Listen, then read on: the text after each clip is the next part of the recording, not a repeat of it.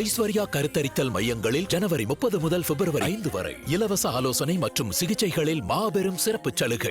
1.25 லட்சம் ரூபாய் ஒரு பவுன் தங்கம் எப்படிங்க சாமானிய மக்கள் வாங்குவோம்? அந்த ஜிஎஸ்டி குறைச்சல இப்பவும் நான் சொல்றேன், கார்பரேட் மட்டும்தான் லாபம், சாமானிய லாபம்.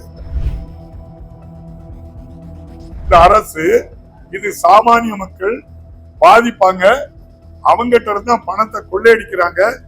அதை தடுத்து நிறுத்தக்கு என்ன செய்திருக்கீங்க? யார்கிட்ட கலந்துனீங்க? அவங்க ஜிஎஸ்டி வரிய 10%, 18%, 20% எல்லாம் நாங்க குறைச்சேன்னு சொன்னாங்க. அதானே அவங்க இல்ல குறைக்கணும்னா காங்கிரஸ் கவர்மெண்ட்ல அதை கூட்டினதா? நீங்களே கூட்டிக்கிட்டிய, நீங்களே 48% வாங்கிய, நீங்களே 24% வாங்கிய, நீங்களே 18% வாங்கிய, அதை குறைச்சிட்டு நாங்க குறைச்சிட்டோம். இது என்னங்க ஏமாத்து வேலை? அவ்வளவு தெரியாமல தமிழ்நாட்டில் இருக்காங்க, இந்தியாவில் இருக்காங்க. ஜிஎஸ்டிய குறைச்சனால அவங்களுக்கு நெருக்கடி எங்க இருந்து வந்து? அந்த ஜிஎஸ்டி குறைச்சல இப்பவும் நான் சொல்றேன், கார்பரேட் மட்டும்தான் லாபம், சாமானிய லாபம் இல்லை. தெரிஞ்சுக்க, புதுசா கார் வாங்குறவனுக்கு ஒரு லாபம் ஏற்பட்டு கார்பரேட் கம்பெனி பலன் அடைச்சு. ஏற்கனவே இருக்க கார்காரனுக்கு நீங்க உதவி செய்யணும்னா பெட்ரோல் டீசல் விலையை குறைக்கணும். குறைச்சீங்களா? குறைக்கலையா? நீங்க இல்ல, பெட்ரோல் டீசல் விலையை நீங்க குறைக்கல. நீங்க 50 ரூபாய்க்கு டீசல் தரீங்க, பெட்ரோல் தரீங்க சொன்னீங்களே தேர்தல் அறிக்கையில. 50%. நாங்க அது பெட்ரோலுக்கு 3 ரூபா குறைச்சு கொடுத்தோம். அதுக்கு வந்து எதுக்குன்னா டோக்கனா கொடுக்கறது எதுக்குன்னா நீங்களும் குறைக்க. அவன் மத்திய அரசு அதை குறைக்கலையே.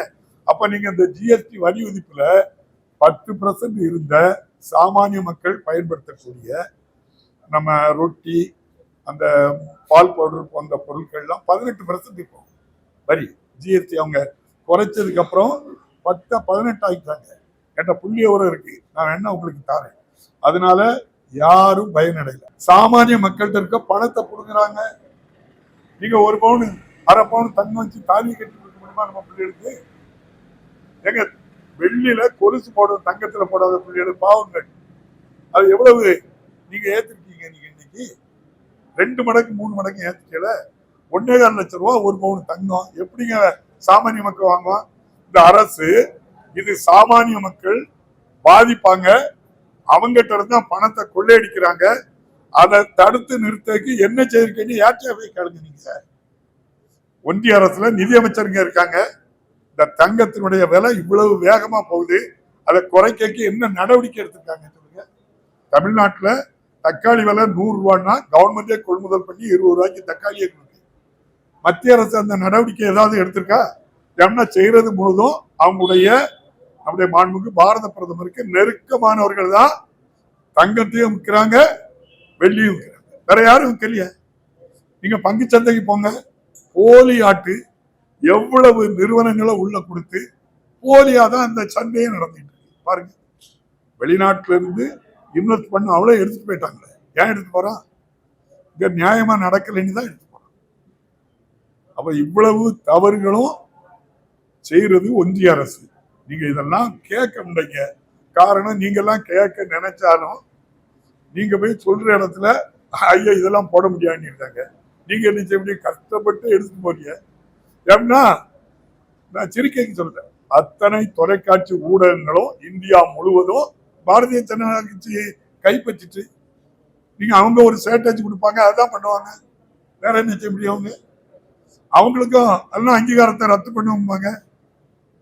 தொலைக்காட்சியோ பத்திரிகைகள்லயோ தனியார் வரும்போது என்ன எக்ரிமெண்ட் போடுறாங்க? நம்முடைய பொதுமக்களுக்கோ அல்லது பொது செய்திகளுக்கோ இடையூறு இல்லாம எங்களுடைய சொந்த கருத்துக்களை உருவாக்க நுழைக்க மாட்டோம். இதுதான் தொலைக்காட்சி பத்திரிகைகளுக்கு அனுமதி கொடுக்கும் போது கொடுக்கக்கூடியது. அவ்வளவும் அதானி அம்பானி பெரிய பெரிய ஆட்கள் தொலைக்காட்சியும் இதையும் வாங்கி வச்சுக்கிட்டா எப்படி இந்த பிரச்சனையை மக்கள்கிட்ட சொல்லுவாங்க? நீங்க இவ்வளவு நாடு இவ்வளவு அமைச்சர் ஒன்றியத்திலிருந்து வந்திருக்காங்க, அமித்ஷா ஐயா வந்திருக்காங்க, பாரத பிரதமர் வந்திருக்காங்க. யாராவது தமிழ்நாடு நலம் சார்ந்த வார்த்தை பேசியிருக்காங்களா? திருப்பூர்ல இவ்வளவு பாதிப்பு இருக்கு, கோயம்புத்தூர்ல ஜவுளித்துறையில இவ்வளவு பாதிப்பு இருக்கு, தோல்ல இவ்வளவு பாதிப்பு இருக்கு, இறால் மீன்ல இவ்வளவு பாதிப்பு இருக்கு, இதுக்கு நாங்க உதவி செய்வோம், இதுவரை வார்த்தை சொல்லலையே. நீங்க கேளுங்க அவங்க கிட்ட. இதை சொன்னாதானே இந்த நாட்டு மக்களுக்கு நல்லது.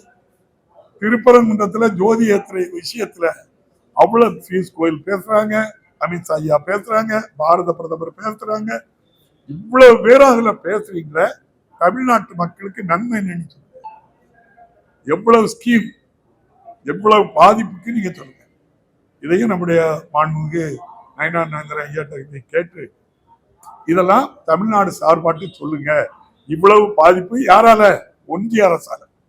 எதுக்கு அமெரிக்கா இவ்வளவு வரியுதுன்னா, அதானியும் அங்க போய் ஒரு தவறு செய்தாரு, அந்த வழக்கு போடுறாங்க. அதனால அதானியை எதிர்த்து என்ன செய்ய முடியல, அதானிக்காக அமெரிக்கா எதிர்த்து எதுவும் பேச முடியல. அமெரிக்காவில் நம்ம பாரத பிரதமர் இருக்காங்க, அமெரிக்க அதிபர் விசா இல்லாம சில இது அங்க இருக்கவங்கள கையும் காலையும் கட்டி நம்முடைய பாரத பிரதமர் அந்த அமெரிக்காவில் இருக்காங்க, பிளேன்ல அவங்க பிளேன்ல ஏற்றி கொண்டு இறக்கி போட்டு போனா எவ்வளவு பெரிய சித்திரவதை கொடுமை. ஏங்க இதை விட கேவலம் என்ன இருக்கு தமிழ்நாட்டு இந்தியாவுக்கு? ஒரு பிரதமர் அங்க இருக்கும்போது இவ்வளவு பெரிய சம்பவம் அமெரிக்காவில் நடக்கும். எவ்வளவு இந்தியா என்னைக்கு இப்படி தலைகுனிச்சிருக்கா? இந்தியன் எங்கேயாவது இவ்வளவு அவமானப்பட்டிருக்காரா? யார் ஆட்சியில் அவமானம்? பாரத பிரதமர் மோடி ஐயா ஆட்சியிலும் இவ்வளவு அவமானம். யாருக்காக? அதானிக்கு பாதிப்பு வந்துடக்கூடாதுக்காக எல்லாம் ஏத்துக்கிட்டாங்க. பிளேன் அவ்வளோத்தையும் டாட்டாட்ட கொடுத்துட்டு ஒத்த பிளைன்ல அலைதாங்க. என்ன செய்ய முடியும்? நன்றி. Subscribe to One India and never miss an update.